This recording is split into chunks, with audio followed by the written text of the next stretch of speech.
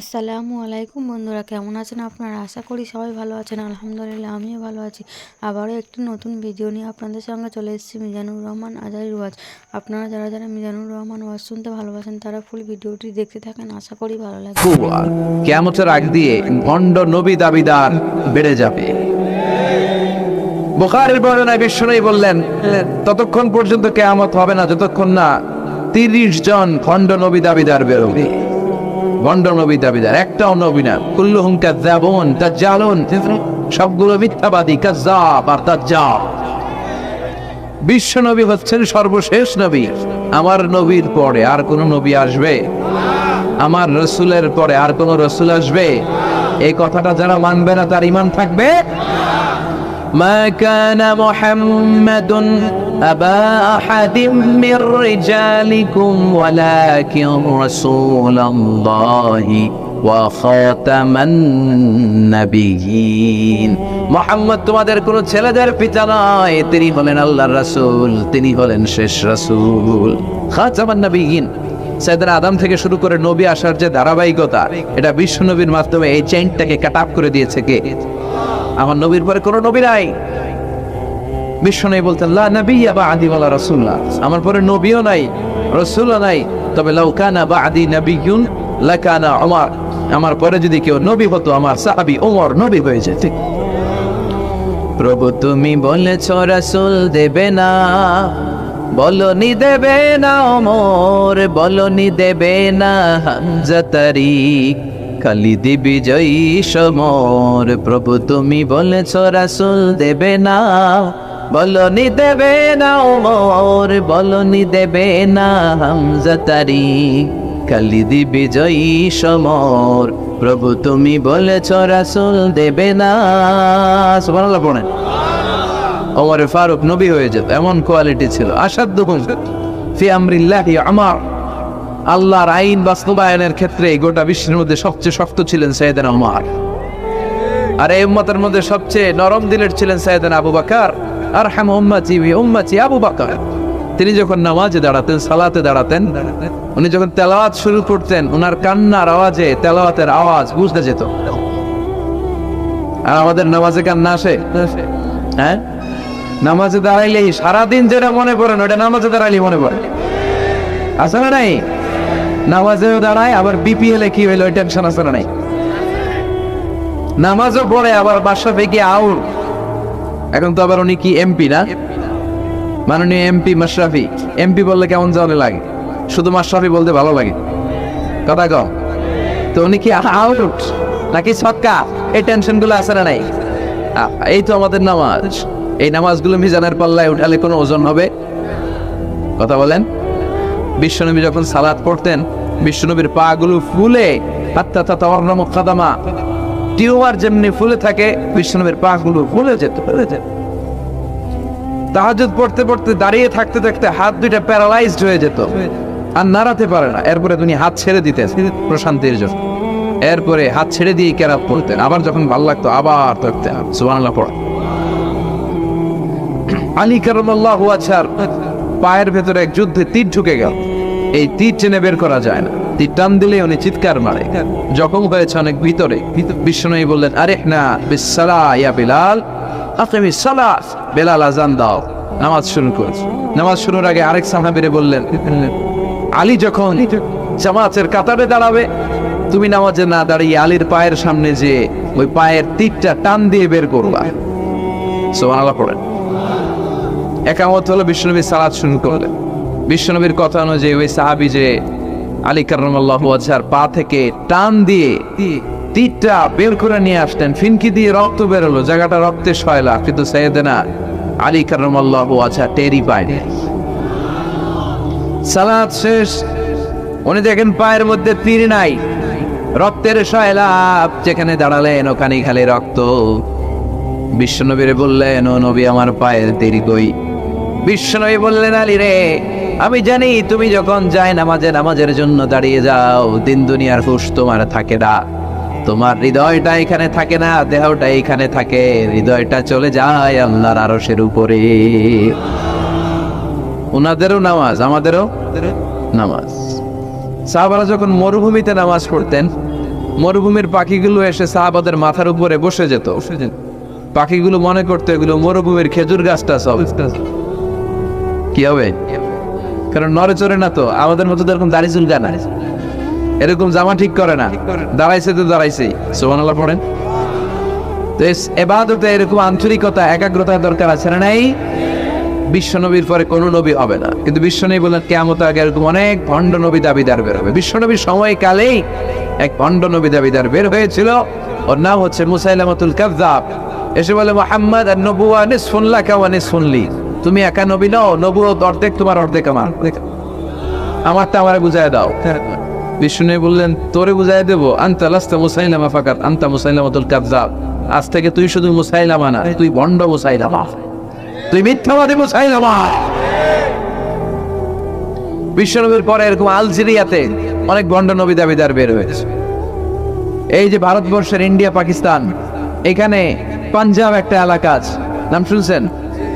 গোলাম মির্জা গোলাম আহমদ কাদিয়ানি, এই বেয়াদবটাও নবুয়ত দাবি করেছে।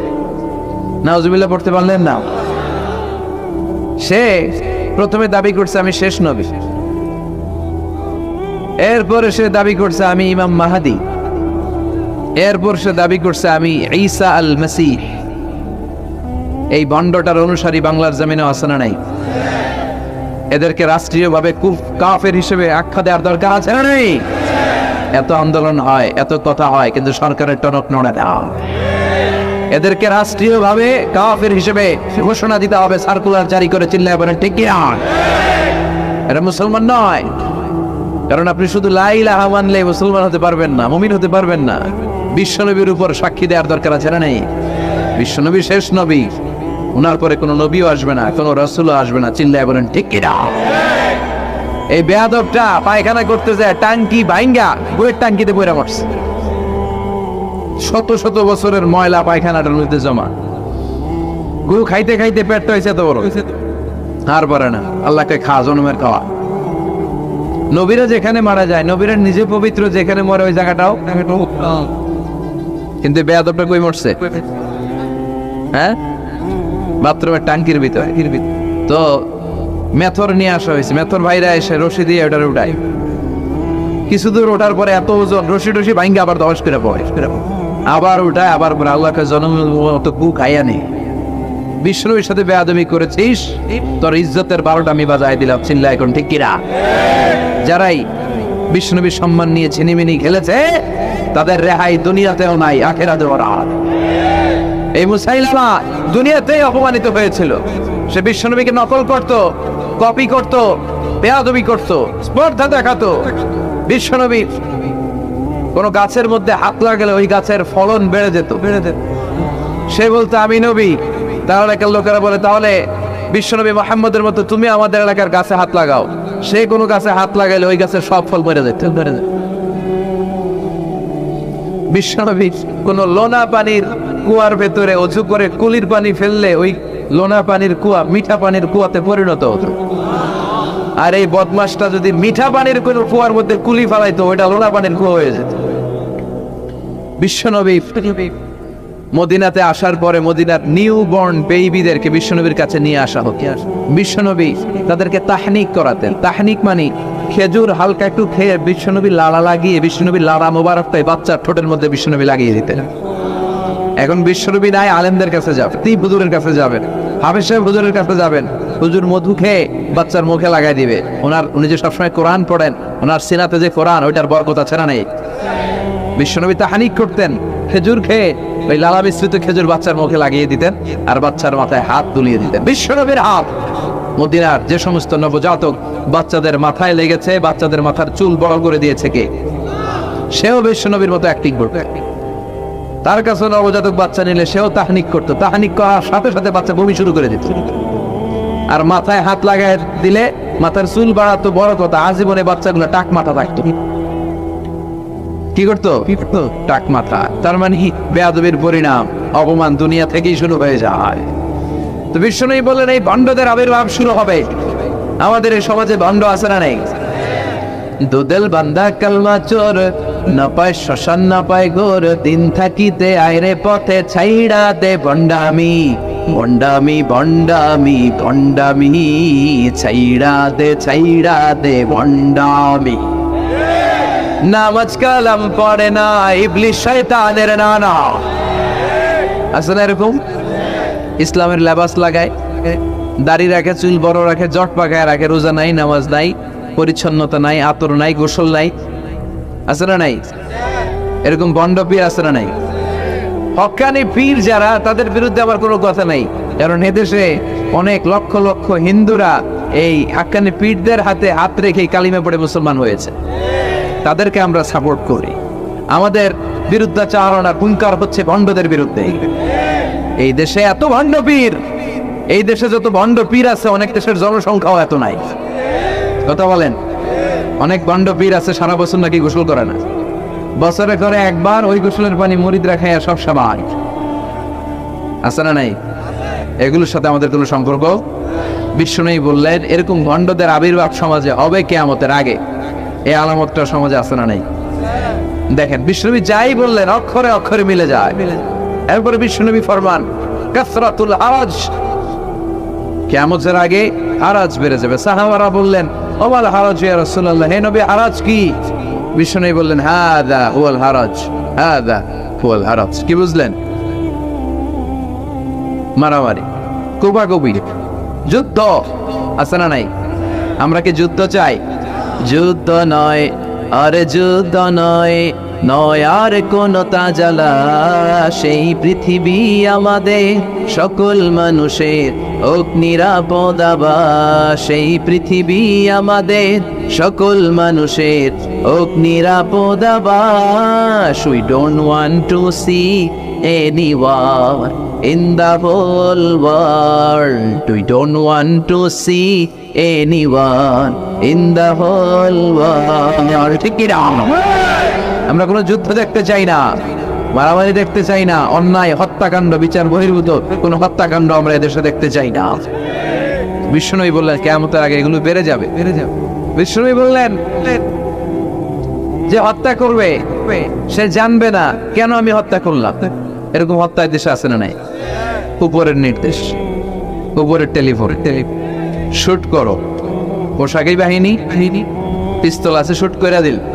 কিন্তু কেন সে মারলো ওই সৈনিক জানে না। এরকম আছে না নাই? আবার যে নিহত হইল সেও জেনে মরতে পারলো না যে আমি কেন মরলাম। কথা কন। আহা, এই বাংলার বিভিন্ন নদীতে, মাঠে ঘাটে হাত বাঁধা, পা বাঁধা, চোখ বাঁধা, বস্তাবন্দি করা লাশ পাওয়া যায় কি যায় নাই? এই দুনিয়ায় তারা বিচার পায় নাই, কিন্তু এগুলোর বিচার আছে না নাই? এগুলোর বিচার যদি না থাকতো, the worldly life will be a joke. এই পৃথিবীটা একটা জোকিং হইতো, জোকিং। জোক করার জন্য আল্লাহ পৃথিবী বানায় না। যেগুলোর বিচার এই জমিনে আমরা পাই নাই, সেগুলোর বিচার আখিরাতে হবে। সেদিন হবে আসল বিচার, সেদিন হবে ফাইনাল খেলা। সেদিন হবে কি খেলা? বিশ্বাস হয়? অপেক্ষা আছে না নেই? সবগুলোর বিচার হবে ইনশাআল্লাহ। বলেন, আপনার জমি মেরে খাইছে, দুনিয়ায় বিচার পান নাই, আহকামুল হাকিমিনের বিচার আছে না নাই? আপনাকে অন্যায় ভাবে আঘাত করেছে, দুনিয়ার বুকে বিচার পান নাই, আখিরাতে বিচার আছে না নাই? বিশ্বনবী বললেন এই মারামারিটা বেড়ে যাবে কিয়ামতের আগে। এখন দেখেন খালি মারামারি, কুপাকুপি। 2 টাকার টেম্পো ভাড়া লইয়া একজন আরেকজনের মাইরা ফেলাইছে। কয় টাকা? নাউজুবিল্লাহ পড়বেন না? আল্লাহ এই ফিতনা থেকে তুমি আমাদের বাঁচাও। এরপর বিশ্বনবী বললেন দিয়াউল আমানা, কিয়ামতের আগ দিয়ে আমানতের খেয়ানত হবে। এটা আমাদের সমাজে আছে না নাই? বিশ্বনবী বললেন কিয়ামতের আগ দিয়ে আমানতের খেয়ানত হতে থাকবে। ইদা দুইয়াতিল আমানাতু ফান্তাযিরিস সাআ। সাহাবারা প্রশ্ন ছুড়ে দিলেন, ইয়া রাসূলুল্লাহ মাতা সাআ, কখন কিয়ামত হবে? বিশ্বনবী বললেন ইদা দুইয়াতিল আমানা, যখন আমানতের খেয়ানত হবে তখন কিয়ামত হবে। সাহাবীরা আবার প্রশ্ন ছুড়লেন, কাইফা ইদাআতুহা ইয়া রাসূলুল্লাহ, হে নবী আমানতের খেয়ানত কেমন করে হবে? বিশ্বনবী বললেন ইদা উসসিদাল আমরু ইলা গায়রি আহলিহি ফান্তাযিরিস সাআ। যে লোকটা যেই চেয়ারে বসার যোগ্য নয়, তাকে যখন ওই চেয়ারে বসিয়ে দেওয়া হবে তখনই কিয়ামত হয়ে যাবে। এরকম আমানতের খেয়ানত তো বুঝবারে নাই। ধরেন একজনরে আপনারা প্রধান বক্তা হিসেবে দাওয়াত দিলেন, জানে না কোরআন, জানে না হাদিস, জানে না বক্তৃতা। এটা কিয়ামতের আলামত না? এটা আমানতের খেয়ানত না? এই দেশের শিশু বক্তা আছে না নাই? কথা কন। আহা, এদিকে আর কি মানুষ হয়েছে? শিশু বক্তা হইলে 3 গুণ হবে। বিল্ডিং টিল্ডিং ভাঙ্গা, প্যান্ডেল ম্যান্ডেল খুললা, অবস্থা সারা। এত মানুষ, ও যে কি বলে ও নিজেও জানে না, কি যে জানে না ওইটাই জানে না। সবকিছুর একটা বয়স আছে। তোমাকে পড়াশোনা করতে হবে, তোমাকে ডিগ্রি অর্জন করতে হবে, তোমাকে জানতে হবে, তোমাকে বিশ্লেষণ করার, অ্যানালাইসিস করার ক্ষমতা রাখতে হবে। ছোট বাচ্চা যদি মুরব্বির মতো কথা বলে, আমরা এটার বেয়াদব বলি। আপনারা বই করে কি বলেন? বেয়াদব।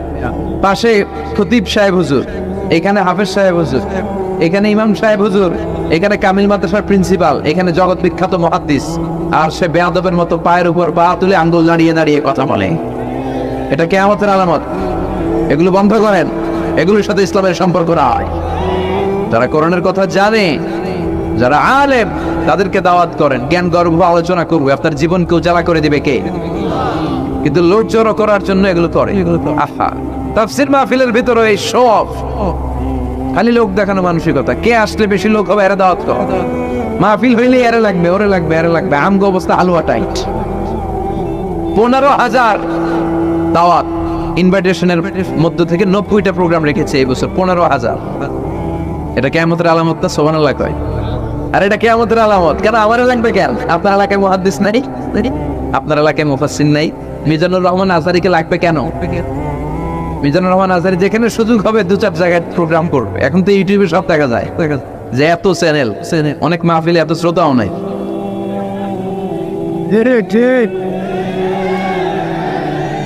কথা কন। এখন কোথাও যেতে পারি না। আজকে এয়ারপোর্ট থেকে আসার পথে, এয়ারপোর্ট থেকে বের হইতে লাগতেছে আধা ঘন্টা। লোকজনের দাবি হচ্ছে হুজুর সেলফি তুলুন। সেলফি তুলবো, তাও বিভিন্ন অঙ্গভঙ্গি করে, এরকম মুখ বাঁকা করে, এরকম হাত বাঁকা করে। আমি বললাম কি স্টাইল? এটা গ্যাংনম স্টাইল। আছে না নাই? তো এগুলো লৌকিকতা যেন না হয়। এটা তো দিনের দাওয়াতের একটা সেক্টর, একটা প্ল্যাটফর্ম। এখানে উইগরের যিনি সবচেয়ে বড় খতিব সাহেব হুজুর, উনি আসলেই চলবে। বড় আলেম উনি আসলেই চলবে। পাবনা জেলার বড় আলেম পাবনায় কথা বলবে, আর অন্যান্য জেলার যদি সুযোগ হয়। কিন্তু এমন ভাবে এটারে আমরা একটা আক্রমণাত্মক জায়গায় নিয়েছি। একটা ডেটের জন্য মানুষ সিআইপি ভিআইপি দিয়ে ট্রাই করে, এটা ঠিক না। এই টেন্ডেন্সি থেকে আমরা যেন বেরিয়ে আসি। আমরা, আমাদের দরকার ইখলাস। কি দরকার? ইখলাসের বড় অভাব। আবার মাহফিলে গেলে আমাদেরকে অনেক ক্রাইটেরিয়া দেয়, বলে হুজুর আপনার কিন্তু আজকে কাঁপাইতে হবে। আমি আসছি কোরআন থেকে কথা বলতে, এখানে কাঁপাকাঁপি হলে তো ভূমিকম্প হয়ে যাবে। কথা বলেন। আবার বলে হুজুর আপনার কিন্তু আজকে জমাই দিয়া যাইতে হবে। কি করতে হবে? জমাইতে হবে। তো এগুলোর সাথে ইখলাসের কোনো সম্পর্ক আছে? আবার বলে হুজুর কেউ যেন না ওঠে, আপনার কিন্তু ধরে রাখতে হবে। মানে আমনে করে সবাইরে ধরে রাখতে হবে, পাও ধরে থাকেন। এগুলোর সাথে হেদায়েতের কোনো সম্পর্ক। এজন্যই তো সমাজে হেদায়েত নাই। মাহফিলের পরে মাহফিল হয়, ফজরের নামাজটা ঠিক মতো হয় না। হেদায়েত শূন্য, হেদায়েত নাই, ইখলাস নাই। কি উদ্দেশ্যে শুনতেছি এটা যেন খেয়াল করে আমল করতে পারে, এই টেন্ডেন্সিটা নাই। আসুন আমরা একটু থামি। স্টপ, থামেন। অনেক হয়েছে। আর না, ইসলাম কি বলে, কি শিখাতে চায়, কি বোঝাতে চায়, ওইটা বোঝার চেষ্টা করেন, ওইভাবে মানার চেষ্টা করেন। কে কি বললো দেখার দরকার নাই। এত লোক জড়ো হওয়ার দরকার নাই। আজকে যদি চ্যানেল একটাও না থাকতো, 10 জন বসে যদি আমার কথা শুনতো, কোনো সমস্যা আছে? কথা বলেন। এজন্য হেদায়েতটা সবচেয়ে বেশি জরুরি, ইখলাসটা জরুরি। আল্লাহর প্রতি ভয়, আস্থা, ভালোবাসা, এটা বেশি জরুরি। আল্লাহ তুমি ইখলাস দিয়ে আমাদের হৃদয়টাকে পূর্ণ করো। তাহলে এই যে লোক যে চেয়ারে বসার যোগ্য না, ওই লোক যদি ওই চেয়ারে বসে, কিয়ামতের আলামত আছে না নাই? চেয়ারম্যান হওয়ার যোগ্যতা যদি না থাকে, যদি চেয়ারম্যান হয়ে যায়, হ্যাঁ, সাইয়্যিদুল কওমি খাদিমুহুম, নেতা হবে তারা যারা মানুষকে খেদমত করবেন। খেদমত করার জন্য 1.5 কোটি টাকা খরচ করে চেয়ারম্যান ইলেকশন করে। 5 কোটি টাকা। এগুলো কেন? এই ট্রেডিশন দেশে আসলো কেন? উনি টাকা খরচ করবে কেন? ওনার চা খাওয়ানো আর সিগারেট খাওয়ানো লাগবে কেন? উনি তো আমাদের খাদেম হওয়ার জন্য আসছে। উনি জনপ্রতিনিধি হয়ে দাঁড়াবে, যাকে আপনারা পছন্দ করবেন ভোট দিবেন না। হাজার হাজার কোটি টাকা, শোডাউন, সব আছে না নাই? কিয়ামতের আলামত। মসজিদের সভাপতির সাথে মসজিদের কোনো সম্পর্ক নাই, আছে না নাই? সব সভাপতিকে আমি এক পাল্লায় মেপে দিচ্ছি, বেশিরভাগের এই অবস্থা। ভালো 2-1 জন আছে, আমি জেনারেলাইজ করছি না। সভাপতি হবেন তিনি যার সাথে মসজিদের দরদ বেশি, মায়া বেশি, মসজিদে যায় বেশি, ঠিক না? এখন বছরের না একবারে খুঁজে পাওয়া যায় উনি সভাপতি, উনি সেক্রেটারি, উনি ক্যাশিয়ার, আছে না নাই? তার মানে উনি এখানে বসার যোগ্য ছিল না, ওনারে বসানো হয়েছে। যেই লোক যেই চেয়ারে বসার যোগ্য না, তারা যখন ওই চেয়ারে বসিয়ে দেওয়া হবে, বিষ্ণু বললেন তখনই কিয়ামত হয়ে যাবে। কিয়ামতের আলামত আমানতের খেয়ানত, এটা অনেক বড় বিষয়। আমার সম্পদ আছে, এই সম্পদটা আল্লাহর দেয়া আমার কাছে আমানত। আমার শক্তি আছে, এই শক্তি আমানত। যুবক যারা আছো, তোমাদের যৌবনটা আল্লাহর দেয়া তোমাদের কাছে সবচেয়ে বড় নেয়ামত এবং আমানত। তোমরা এখন চাইলে অনেক কিছু করতে পারো। তোমাদের একটা সদিচ্ছা তোমাদের এলাকাটারে জান্নাতি বানিয়ে দিতে পারে। তোমরা চাইলে সাগরের স্রোতকে পাল্টে দিতে পারো, বাতাসের গতিকে উল্টে দিতে পারো। তোমরা ইতিহাস রচনা করতে পারো। বিষ্ণুনবী যখন তোমাদের মতো যুবক ছিল, তিনি হালাফুল ফুদুল যুব সঙ্গ করেছে, গানের কনসার্ট করে নাই, যাত্রাপালা করে নাই, নাচানাচি করে নাই। উনি হাতে হাত রেখে বলেছেন মক্কার বুকে কোনো টেন্ডারবাজি থাকবে না, মক্কার জমিনে কোনো চাঁদাবাজি থাকবে না, ধর্ষণ থাকবে না, মক্কার জমিনে কোনো দুর্নীতি চলবে না। যুবকদেরকে নিয়ে উনি এই কাজগুলো করেছে। এখন একটার পর একটা আমানত আমরা খেয়ালত করে চলি। আমার সম্পদ আমার আমানত, আমার ছেলে মেয়ে আমার আমানত। আমার ছেলে কার সাথে মিশে, ও ডিশের কোন চ্যানেল দেখে, ও ইউটিউবে কোন সাইট ব্রাউজ করে, এটার ব্যাপারে কিয়ামতের দিন আমার জিজ্ঞেস করবে কে? কারণ এটা আমার। যিনি চেয়ারম্যান, পুরো ইউনিয়ন পরিষদ তার কাঁধে আমার। যিনি এমপি, ওনার এলাকায় কি ঘটে না ঘটে এটা খোঁজ খবর নেওয়া তার আমানত। মেম্বার অফ দ্য পার্লামেন্ট যিনি আছেন এই এলাকা, তার এলাকায় যদি ইয়াবার আড্ডা বসে, গাঞ্জার আসর বসে, এটার তার দায়ভার তিনি এড়াতে পারেন না। তার এলাকায় ধর্ষণ হলে এটার দায়ভার তিনি এড়াতে পারেন না। এটা তো আমানত। যিনি মন্ত্রী, পুরো মন্ত্রণালয় এটা তার কাঁধে আমানত। যিনি মাননীয় প্রধানমন্ত্রী, আমার ৫৬,০০০ বর্গ মাইলের প্রতিটা ইঞ্চি মাটি তার হাতে আমানত। এটা অনেক বড় বিষয়। আর মুমিনের বৈশিষ্ট্য হচ্ছে ওয়াল্লাযীনা হুম লিআমানাতিহিম ওয়া আহদিহিম রাউন। যারা বিশ্বাসী তারা কথা দিয়ে কথা রাখে আর আমানতের খেয়ানত করে। এজন্য আমানত পূর্ণ করতে রাজি আছেন? যেখানেই আমানত নষ্ট হবে সেখানেই কিয়ামতের ভয় আছে না নাই? দেখেন বিশ্বনবী কত চমৎকার করে দার্শনিকের মতো বলে গেলেন, যাই বলে গেলেন তার পুরোটাই সমাজের সাথে মিলে যায়।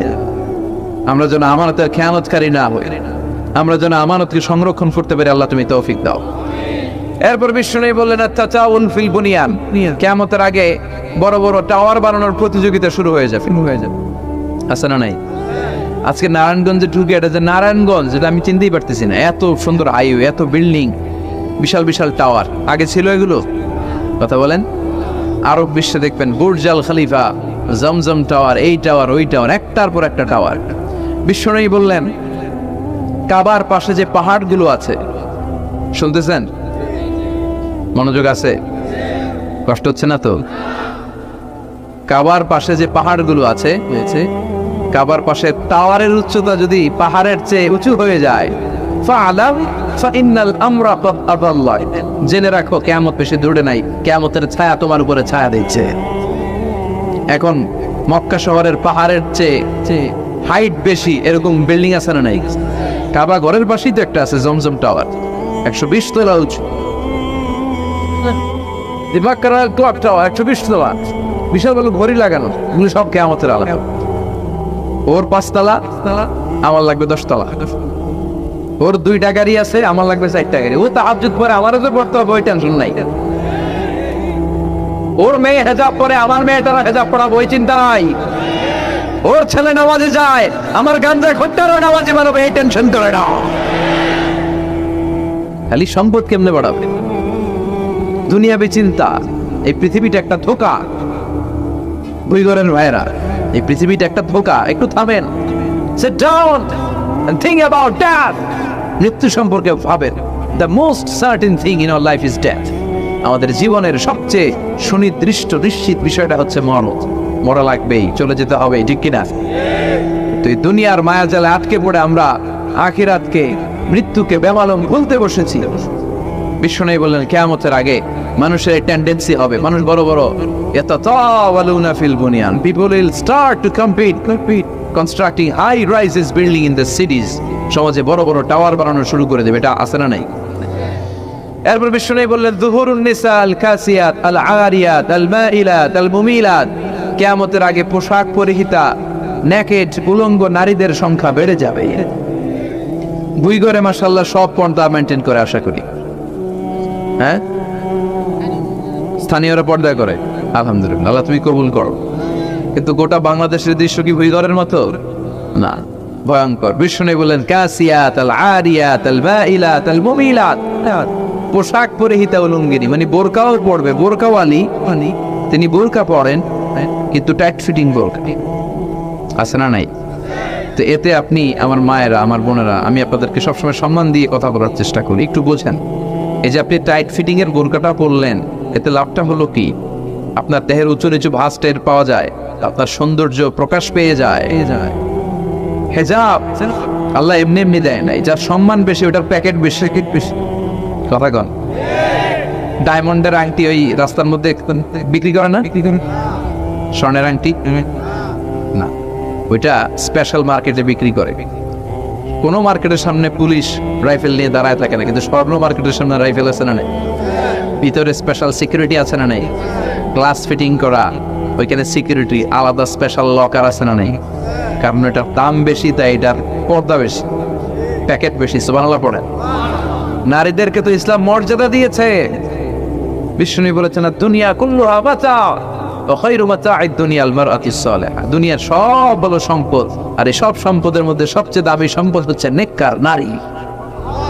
এদের পেটগুলা খনি।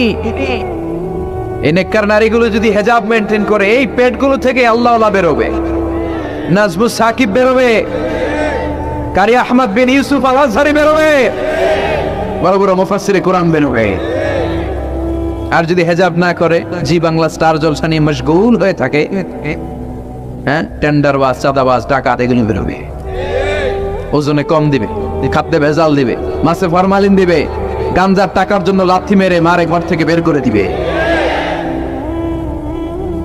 এজন্য নারীরা, আমার বোনেরা, আপনারা অনেক সম্মানিতা, নিজেদের সম্মান সম্পর্কে সচেতন হন। এই হেজাব আপনার অধিকার, এই হেজাব নারীর অহংকার, হেজাব নারীর আভিজাত্যের প্রতীক, হেজাব নারীর রুচির প্রতীক। আপনার রুচিটা কেমন আপনার পোশাক থেকে বোঝা যায়, কথা কন। যে মেয়েটা হিপ হপ স্টাইলে চলাফেরা করে, গ্যাংনং স্টাইলে, এই মেয়েটারে ইপটিজিং করার সুযোগ আছে না নেই? কিন্তু যে হেজাব মেনটেন করে যেই নারীরা চলে, এদেরকে দেখলেই একটা সম্মান চলে আসে। কি ভুল বললাম? একটা সম্মান আসে না? আপনাদের সম্মানটা আপনারা রাখবেন। বিষ্ণু বললেন যুহুরুন নিসাল কাসিয়াতাল আরিয়াতাল মাইলাতাল মুমিন, কিয়ামতের আগে পোশাক পরিহিতা উলঙ্গিনী নারী বেরোবে। লা ইয়াজিদনা রিহাহা লা ইয়াদখুলনাল জান্নাতা ওয়া লা ইয়াজিদনা রিহাহা, এই নারীগুলো জান্নাতে তো প্রবেশ করবেই না, জান্নাতের ঘ্রাণও নাকে লাগবে না। ওয়া ইন্না রিহাহা তুজাদু মিন মাসিরাতি 500 সানা, আর জান্নাতের ঘ্রাণ 500 বছর দূরের রাস্তা থেকেও টের পাওয়া যায়। খেয়াল করে বুঝেন, এখান থেকে জান্নাতে পৌঁছতে আরো 500 বছরের রাস্তা। কয় বছরের? এত দূরে থাকতেই জান্নাতের সুবাতাস এসে আপনার নাকে ধাক্কা লাগবে। সুবহানাল্লাহ পড়বেন না? এই নারীগুলো জান্নাতে যাবে না, জান্নাতের ঘ্রাণও পাবে না।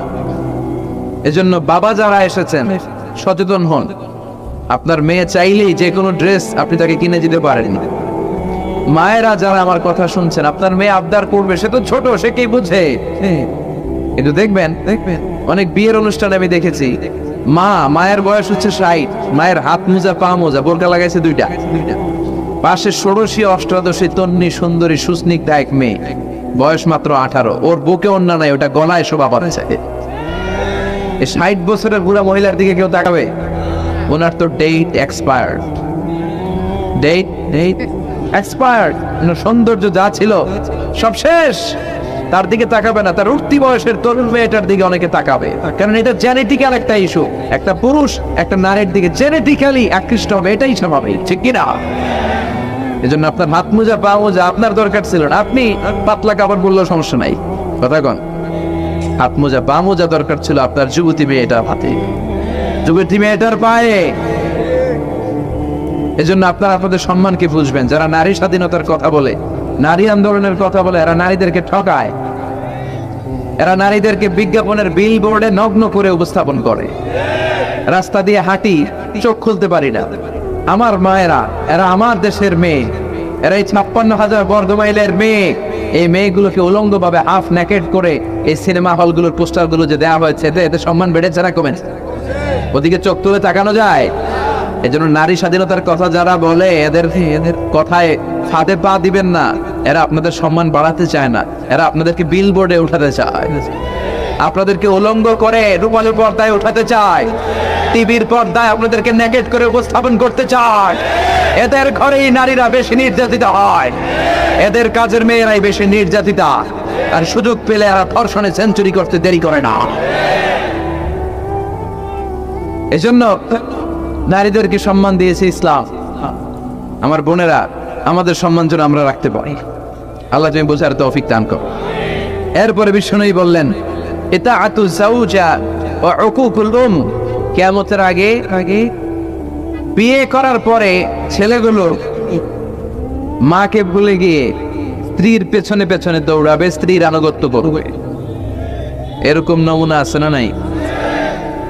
বই ঘরে আছে? হ্যাঁ, কিছু কিছু মুরব্বী অনেক পজিটিভ, মাশাআল্লাহ। সবকিছু ইউনিক, কিছু কিছু অথবা নাই।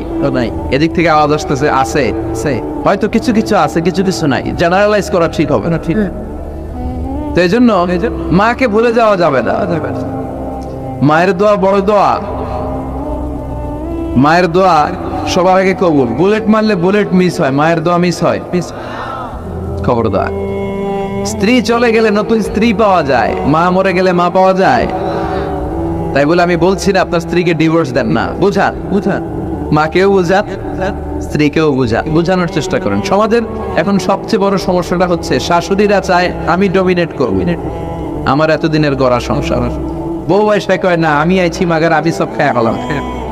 আচ্ছা না নাই? এই যে সবাই ডমিনেট করতে যায়, এটা সমস্যা। সমাধানটা কি? সমাধানটা হচ্ছে আমাদের শাশুড়ি যারা আছে সমাজের, তাদের উচিত বৌমাটারে নিজের মেয়ের মতো মনে করা। নিজের মেয়ের যে এখানে বিয়ে দিছে ওইখানে কিন্তু খুব খোঁজ নেয়, মা তোর কি অবস্থা, তোর কষ্ট হইল কিনা, ইত্যাদি ইত্যাদি। কিন্তু ছেলের বউ করে যারা আনছে এর দিয়ে ইচ্ছে মতো কাজ করা, এরকম টাকা আছে না নাই? ডাবল স্ট্যান্ডার্ড, এটা ঠিক না। আর বৌমা যারা আছেন, ঘরের বৌমা, এরা শাশুড়িকে একটু মায়ের মতো মনে করেন না। কারণ একদিন আপনিও শাশুড়ি হতে চলেছেন, একদিন আপনিও শাশুড়ি হবেন। রং ধরা যৌবন জং ধরে শেষ, আপনারও ছেলে হবে, এই ছেলের বিয়ে করাতে হবে। এই ছেলের বউ এসে আপনার ঘরে তাই করবে আপনি আপনার শাশুড়ির সাথে যা যা করেছেন। এই ছোট্ট হিসাবটা বুঝতে চায় না। শাশুড়ির উচিত বৌমাকে নিজের মেয়ের মতো করে আদর করা, যত্ন করা। বৌমাদের উচিত শাশুড়িকে মায়ের মতো সেবা করা। এই মিউচুয়াল আন্ডারস্ট্যান্ডিংটা থাকলে কোনো ঘরে আর ঝগড়া হবে? শাশুড়ি, বৌমা, আল্লাহ সবাই তুমি কবির করো। তো কিয়ামতের আগে মারে ভুলে যাবে, মাকে ভুলে গিয়ে স্ত্রীর পেছনে পেছনে দৌড়াবে। খবরদার, খবর। আপনি নামাজি হতে পারেন, মুসল্লি হতে পারেন, হাজী সাহেব হতে পারেন, কিন্তু মা যদি বদদোয়া দেয় আপনার সব শেষ, দুনিয়াও শেষ, আখিরাতও শেষ। মায়ের মর্যাদা বাবার চেয়ে 3 গুণ বেশি। হামালা ছোড়ে বহু, কারণ বাবা পেটে ধরে নাই, পেটে ধরছে কে? ওয়াহানান আলা ওয়াহান, 8 মাস 10 মাস এই বোঝাটা বাবা বহন করে নাই, করলো কে? ফিসালুহু ফি আমাইন, 2 বছর বাবা দুধ খাওয়ায়নি, দুধ খাওয়ালো কে? মায়ের এক ধার দুধের দাম কাটিয়া গায়ের চাম, বাপস বানাইলে ঋণের শোধ হবে না। এমন দরদি ভাবে কেউ হবে না আমার বাহাদু। ঠিক কিনা? ঠিক। লাউ কাতাআতা জিলদাক, আপনার গায়ের চামড়া কেটেও যদি মায়ের পায়ের জুতা বানিয়ে দেন, কি বানিয়ে দেন? কি দিয়ে? গায়ের চামড়া দিয়ে।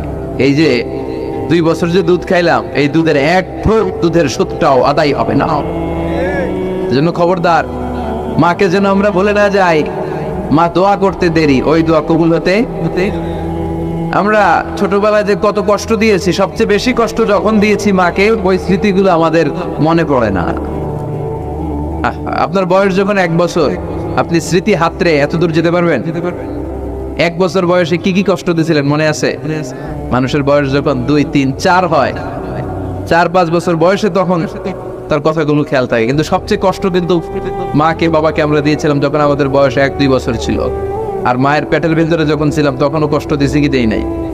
এক একটা লাথি যখন মেরেছি আমার মা বেহুশ হয়েছে।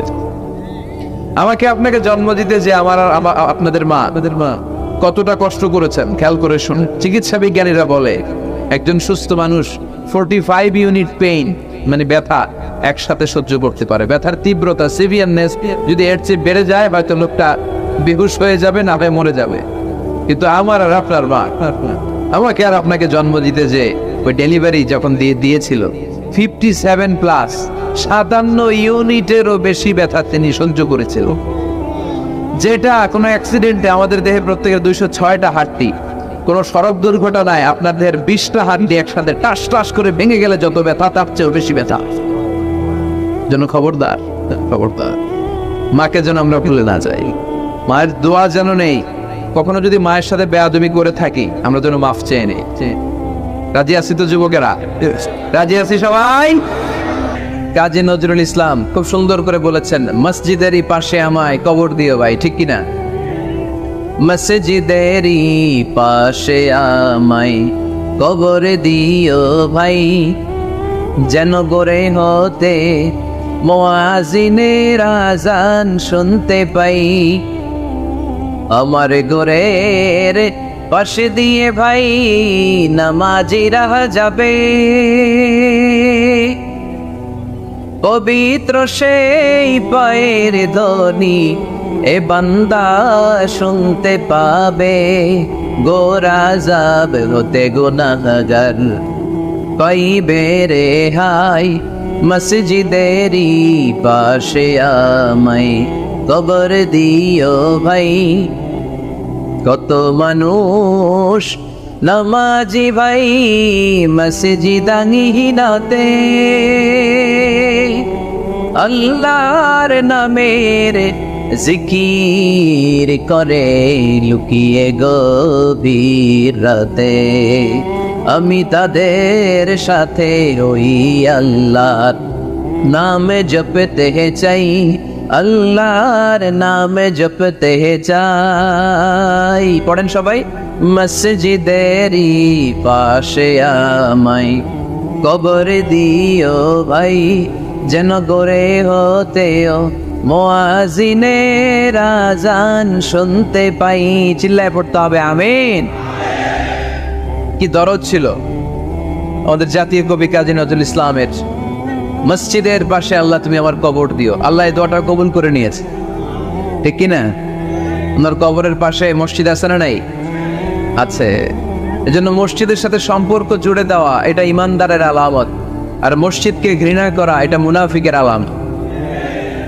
এজন্য আমরা যেন আমাদের হৃদয়টাকে মসজিদের সাথে জুড়ে দেই, মসজিদের সাথে যেন সুসম্পর্ক থাকে। মসজিদ সবার, মসজিদ নিয়ে দলাদলি নাই। দলাদলি আছে অনেক জায়গায়, হানাফি মসজিদ, আহলে হাদিস মসজিদ এরকম আমরা দেখি বা শুনি, এটা ঠিক না। হানাফি মসজিদ বলে কোনো কথা নাই, আহলে হাদিস মসজিদ বলে কোনো কথা নেই। মসজিদ সবার। ছোট্ট খাট্ট বিষয় নিয়ে মসজিদে মারামারি, একজন হাত তোলে আরেকজন তোলে না, কিলাকিলি আছে না নাই? একজন বলে জোরে আমিন আরেকজন আস্তে আমিন, মারামারি আছে না নাই? এগুলো কি মারামারি করার কোনো বিষয়? কথা বলেন। সালাতে ফরজ আছে, ওয়াজিব আছে, সুন্নাহ আছে। খেয়াল করে বুঝবেন, ফরজ যদি নষ্ট হয় সালাত ভঙ্গ হয়, you have to repeat your সালাত। ওয়াজিব নষ্ট হলে সালাত ভঙ্গ হয় না, নতুন করে পড়া লাগে না, সেজদায় সাহু দিলেই সালাত আদায় হয়ে যায়। আর সুন্নাহ নষ্ট হলে নামাজ নষ্টও হয় না, নতুন করে পড়াও লাগে না, সৌ সেজদাও লাগে না, নামাজ আদায় হয়ে যায় সুন্নাহ নষ্ট হলে। এই যে হাত তোলা না তোলা এটা সুন্নাহ, আমিন জোরে বলা না বলা এটা কি সুন্নাহ, যেটা কোনো কারণে কেউ না করলেও তার নামাজ কবুল করে নিবে কে? আর এই সব সুন্নতগুলো বাংলাদেশে গিলাগিলি, মৌলভীবাজারে মাশাআল্লাহ এগুলা নাই, এখানেও আছে। এগুলার অবসান ঘটুক, আমরা চাই কি চাই না? আর কত এই ছোটখাটো বিষয় নিয়ে আমরা এই বিভেদের প্রাচীর আর দেয়ালকে উঁচু করবো আমাদের মাঝখানে? কবে আমরা ঐক্যের সিন্ডিকেট করব? কবে? আর কবে সাদা মনের মানুষ হব? কবে? আর কত? অনেক হয়েছে, আন না, এবার থামেন। বিভেদের প্রাচীরকে ভেঙে চুড়িয়ে দেন। ঐক্যের এমন সিন্ডিকেট করতে হবে যাতে কোনো অপশক্তি এই ঐক্যকে ভাঙতে না পারে, বানচাল করতে না পারে। চিল্লায় বলে ঠিক কিনা? এজন্য মিউচুয়াল রেসপেক্টের দরকার, পারস্পরিক শ্রদ্ধাবোধ সব ক্ষেত্রে, রাজনীতিতে, সামাজিক অ্যাক্টিভিটিসে আমাদের আলেম ওলামাদের মধ্যে পারস্পরিক শ্রদ্ধাবোধের দরকার, মিউচুয়াল রেসপেক্ট। কেউ কাউরে রেসপেক্ট করে না, আমি যেটা বুঝছি এটাই সব, বাকি সব হারাম, এরকম বলে না অনেকে? এরকম যেন না করি। তাহলে মসজিদ সবার, মসজিদ আল্লাহর হাবিব সাল্লাল্লাহু আলাইহি ওয়াসাল্লাম খ্রিস্টানদেরকে মসজিদে ঢুকতে দিয়েছেন, আর আমরা মুসলমান ভাইয়ের জন্য মসজিদে তালা ঝুলাই দেই, আছে না নাই? আল্লাহর হাবিব সাল্লাল্লাহু আলাইহি ওয়াসাল্লাম কোথাও গেলেই প্রথমে মসজিদ বানাতেন। কি বানাতেন? মসজিদ বানাতেন। মক্কা থেকে হিজরত করে মদিনায় আসলেন, কুবায় থাকলেন কয়েক সপ্তাহ। কুবা পল্লীতে তিনি মসজিদ বানালেন, মসজিদ কুবা। ওখানে প্রতি শনিবার কেউ যদি ওযু করে ওখানে যে 2 রাকাত নামাজ পড়ে, একটা কবুল উমরার সওয়াব আল্লাহ তাআলা তার আমলনামায় দিয়ে দেয়। মসজিদে কুবা বানালেন। তারপরে মদিনায় এসে মসজিদে নববী বানালেন আল্লাহর হাবিব সাল্লাল্লাহু আলাইহি ওয়াসাল্লাম, মসজিদে নববী। এটা ছিল আল্লাহ রাসূল সাল্লাল্লাহু আলাইহি ওয়াসাল্লামের বৈশিষ্ট্য। কোথাও গেলেই তিনি মসজিদ বানাতেন, মসজিদে নববী। হায় রে, এখন তো কত সুন্দর মসজিদ আমরা দেখি, আমরা যে সালাত পড়ি। আল্লাহর হাবিব সাল্লাল্লাহু আলাইহি সাল্লামের সময় এই মসজিদে নববী কি এরকম ছিল? কথা বলেন। ফ্লোর ছিল বালুর ফ্লোর। কিসের ফ্লোর? আমাদের মসজিদের ফ্লোর কিসের? টাইলস। আর আল্লাহ রাসূল সাল্লাল্লাহু আলাইহি ওয়াসাল্লামের মসজিদে নববীর ফ্লোর কিসের? কথা বলে না তো, আওয়াজ করে উত্তর দেন না কেন? কষ্ট হচ্ছে? দুপুরে খাইছেন না সবাই? কেন খান নাই কেন? রোজা রাখছিলেন? হ্যাঁ, ফজর বাদে আইছি। আচ্ছা ঠিক আছে, ঠিক আছে। আচ্ছা আচ্ছা, সাউন্ড নাই, কথা শোনা যায় না? তো এটা শুনলা কেমনে? জিজ্ঞেস করলাম কথা শোনা যায় না, কয় না। তো এটা শুনলা কি করে? মানে অল্প শোনা যায়, তাই তো? একটু পরে আমার বিদায় ঘন্টা বাজবে, আমি চলে যাব। এই তোমরা ডিস্টার্ব করতে করতে আমার সময় শেষ। তোমরা ডিস্টার্ব করলে তোমাদের লস। আমি আমার টাইমের 1 মিনিটে বেশি যেতে পারবো না, কারণ এখানে আসরের সালাতের আজান শুরু হয়ে যাবে, এরপরে কোনো কথা নেই। আর বক্তব্য লম্বা করা এটা বেদাত। এই বেদাতকে আমি সুন্নাতের মধ্যে আনতে চাচ্ছি। একটা সময়ে একেবারে কমায় নিয়ে আসবো। এত প্রোগ্রামও আমি করতে চাই না। আমি ঘোষণা দিয়েছি আগামী বছরে সারা বাংলাদেশে আমার প্রোগ্রাম হবে 50টা। কয়টা? 50টা। এরপরের বছর 30টা, এরপরের বছর 20টা। বিভাগীয় প্রোগ্রাম করলেই চলবে আমার। এক এক বিভাগে যে 2 দিন 3 দিন খালাস। এত দরকার না, এত লম্বা চূড়ার বক্তব্যের দরকার নেই। আধা ঘন্টা চুপ করে শোনেন, কয়েকটা মেসেজ ড্রপ করি, take it with you to your home, then practice and apply in the society. নিয়ে যান, আমল করেন, সমাজে কাজে লাগান। সমাজটা আলোকিত করে দিবে কে? খুতাবুকুম তাওয়িলা, সালাওয়াতুকুম কাসীরা। আল্লাহর হাবিব সাল্লাল্লাহু আলাইহি ওয়াসাল্লাম বললেন, কিয়ামতের একটা আলামত, কিয়ামতের আগে তোমাদের বক্তব্য হয়ে যাবে লম্বা, সালাত হয়ে যাবে খাটো। সালাতের পরে তাসবিহ পড়তে চায় না লোকটা, ব্যস্ত, মহা ব্যস্ত, সুপার বিজি। কোত্থেকে আসলে এই ব্যস্ততা? আপনি রবের সাথে মুনাজাত, না যাই ইউনাজি মুনাজাত, আপনার রবের সাথে একাকী নীরবে কথা বলতে মনে চায় না আপনার? তাই তো তাড়াতাড়ি কিসের? ধীর স্থির হন, একটু স্থির হন, একটু মনোদৈহিক প্রশান্তি অর্জনের চেষ্টা করেন। সব সময় ব্যস্ত, ধাক্কাধাক্কি, উচ্ছৃঙ্খলা, এগুলো আমাদেরকে শেষ করে দিয়েছে। এজন্য লম্বা চোরা বক্তব্য ঠিক না। বক্তব্য শুনতে আমাদের ভালো লাগে, আমল করতে ভালো লাগে না। বক্তব্যটা শেষেই সিগারেট ধরায়, আছে না নাই? মাহফিল শেষেই বিড়ি ধরায়, কয় চমৎকার ওয়াজ করছে হুজুরে। ওয়াজটা সেই রকম হয়েছে, অনেক কণ্ঠ সুন্দর হুজুরের। এতদিন ইউটিউবে দেখছি, আজকে সরাসরি দেখাইছি, আছে না নাই? তো কি লাভ হয়েছে? লাভটা হয়েছে কি? এই যে মাহফিল শেষে বিড়িটা ধরাইলেন আর গেলেন, কোনো লাভ হয় নাই। এগুলো থেকে বেরিয়ে আসতে হবে। বছরের পর বছর আমাদেরকে শিখানো হয়েছে একভাবে, কেউ এই পরিবর্তনের আওয়াজ তোলে নাই। আওয়াজ আপনাকে তুলতে হবে। আওয়াজ তোলার জন্য এত মানুষ লাগে না, আপনি একাই যথেষ্ট। আপনি দাঁড়ান না সামনে, দেখবেন আপনার সামনে কেউ টিকে থাকতে পারবে না, ঠিক কিনা? কিন্তু আপনার শক্ত সিদ্ধান্ত লাগবে, পরিবর্তনের জন্য শক্ত মানসিকতা লাগবে, যে আমি পরিবর্তন করতে চাই। We have to change. যুগ জামানা পাল্টে দিতে চাই না অনেকজন। এক মানুষই আনতে পারে জাতির জাগরণ। এক মানুষই বিপদকালে বাঁচায় কাফেলায়, ক্ষুদ্র ডিঙ্গি বাঁচায় জাহাজ অসীম দরিয়ায়। এজন্য আপনার শক্ত সিদ্ধান্ত পারে আপনার মৌলভীবাজারটাকে দেশের শ্রেষ্ঠ জেলা, শ্রেষ্ঠ থানা হিসেবে আল্লাহর কাছে কবুল করতে, ঠিক কি না? এজন্য লম্বা চূড়া আলোচনা ঠিক না, ছোটখাটো অল্প কয়েকটা মেসেজ নিয়ে যেতে পারলেই that's enough. One of the minor signs before the day of judgment, your Islamic lectures will be very longer. And your salah 5 times a day will be shorter. কিয়ামতের আগে বক্তব্য লম্বা, নামাজ খাটো, তাসবিহ পড়ে না, ব্যস্ত, মহাব্যস্ত। এই মহাব্যস্ততা ছাড়েন, কোরআন সুন্নাহর দিকে ফিরে আসেন। বরকত দিবে কে? বিশ্বনবীর মসজিদে নববীর ফ্লোর বালুর ফ্লোর ছিল, আমাদের ফ্লোর টাইলস। আল্লাহর হাবিব সাল্লাল্লাহু আলাইহি ওয়াসাল্লামের মসজিদে বালি নিচে, এই বালিতেই নামাজ পড়তেন। বৃষ্টি হলে কাদামাটি হয়ে যেত, কাদামাটিতেই সেজদা করতেন। সেজদা করলে কাদার মাটি আল্লাহর হাবিব সাল্লাল্লাহু আলাইহি ওয়াসাল্লামের নাকে আর কপালে লেগে যেত। তিনি সালাম ফিরিয়ে সাহাবাদের দিকে মুখ ফিরিয়ে বসলে দেখতেন প্রতিটা সাহাবীর নাকে আর কপালে কাদা আর মাটি মিশে আছে। তার মানে প্রিয় নবী সাল্লাল্লাহু আলাইহি ওয়াসাল্লামের মসজিদে নববী ছিল কাঁচা, কিন্তু মুসল্লি ছিল পাকা। আমাদের মসজিদগুলো হয়েছে পাকা, কিন্তু মুসল্লি কাঁচা, ঠিক কিনা? ফজরের সালাতে মানুষ নাই। ইমাম সাহেব আছেন কে কে এলাকায়? দেখি ইমাম, মসজিদের ইমাম, মাশাআল্লাহ। আপনাদের এখানে মসজিদে ফজরের নামাজে কয় কাতার হয়? 5 জন 6 জন। কেনে এত কম? কেনে? হ্যাঁ, আসে না, আসতে চায় না লোকজন। তো এই যে 5-6 জন ফজরের সালাতে, কল্পনা করতে পারেন ফজরের জামাতে লোক যায় না, এটা একটা মহামারী। যেদিন ফজরের জামাতের দৃশ্য আর জুমার নামাজের দৃশ্য একরকম হয়ে যাবে, ওই দিনই বাংলাদেশে ইসলাম কায়েম হয়ে যাবে। এখন স্লোগান তুলে বিপ্লব বিপ্লব, ইসলামী বিপ্লব। আর ফজরের সময় আমি কম্বলের ভিতরে, আছে না নাই? কোনো বিপ্লব হবে না। ফজরের নামাজ জামাতে পড়ুন, সকালটারে বরকতময় করে দিবে কে? আল্লাহর হাবিব সাল্লাল্লাহু আলাইহি ওয়াসাল্লামের মসজিদ ছিল সবার জন্য উন্মুক্ত, এখানে সবাই আসতে পারতেন। এজন্য মসজিদ হবে সবার।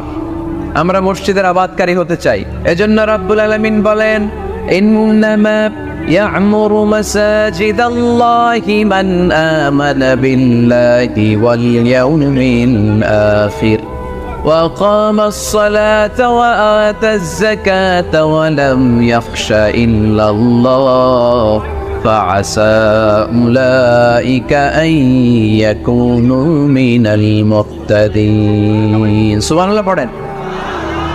রব্বুল আলামিন বললেন মসজিদের আবাদকারী হবে তারা যারা আল্লাহর প্রতি ঈমান আনে, আখিরাতের প্রতি ঈমান আনে, যারা সালাত কায়েম করে, যারা যাকাত আদায় করে, যারা দুনিয়ার কাউকে ভয় পায় না, ভয় পায় একজনকে। চিল্লায় বলেন তিনি কে?